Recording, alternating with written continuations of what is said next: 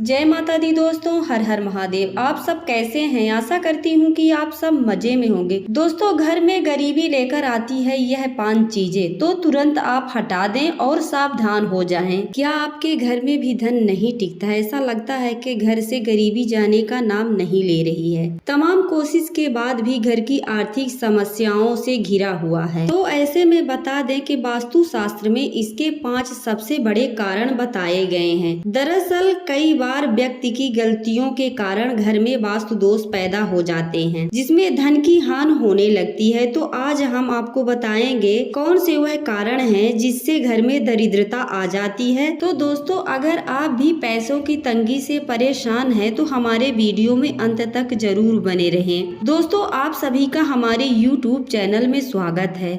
आगे बढ़ने से पहले वीडियो को लाइक और चैनल को सब्सक्राइब जरूर कर लें, जिससे कि भोले बाबा की कृपा आप पर सदैव बनी रहे।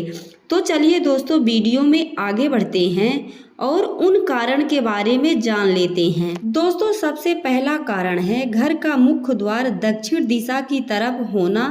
वास्तु शास्त्र के अनुसार यदि आपके घर का मुख्य द्वार दक्षिण दिशा की तरफ है तो इससे आपके धन का नाश होता है और घर में गरीबी अपने पैर पसारने लगती है, क्योंकि दक्षिण दिशा में घर का मेन गेट होना शुभ नहीं माना जाता है। अगर आप भी घर बनवा रहे हैं तो दक्षिण दिशा की तरफ मेन गेट बिल्कुल न बनवाइए, इससे आपको बचना चाहिए। दोस्तों, दूसरा कारण है घर के मुख्य द्वार पर पेड़ की छाया पड़ना। शास्त्रों के मुताबिक यदि आपके घर के मेन गेट पर किसी भी वृक्ष की छाया पड़ती है तो यह शुभ नहीं माना जाता, यह अशुभ माना जाता है। और बता दें कि छाया वेद को वास्तु शास्त्र में बहुत ही हानिकारक माना जाता है। द्वार वेद के कारण घर में हमेशा पैसे की तंगी बनी रहती है और कभी भी घर में धन की बरकत नहीं रहती है।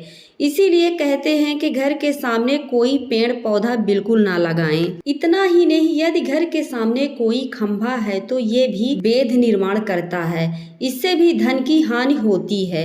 वही घर के मुख्य द्वार के सामने कभी भी पानी की टंकी या लैट्रिन बिल्कुल नहीं होने चाहिए। मेन गेट के सामने कांटे वाले पौधे बिल्कुल नहीं होने चाहिए। हो सके तो आप गमले में तुलसी लगा दें। तुलसी बहुत ही शुभ मानी जाती है और साक्षात माता लक्ष्मी का निवास भी होता है। दोस्तों, तीसरा है जल से जुड़ी वास्तु दोष।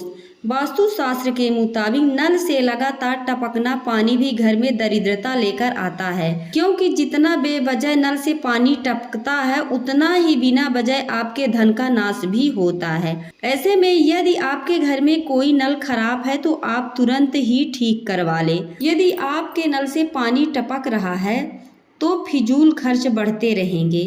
तो दोस्तों, आप अपना नल ठीक करवा लें। घर में गरीबी का चौथा सबसे बड़ा कारण है घर के दीवार और दरवाजे पर दरार आना।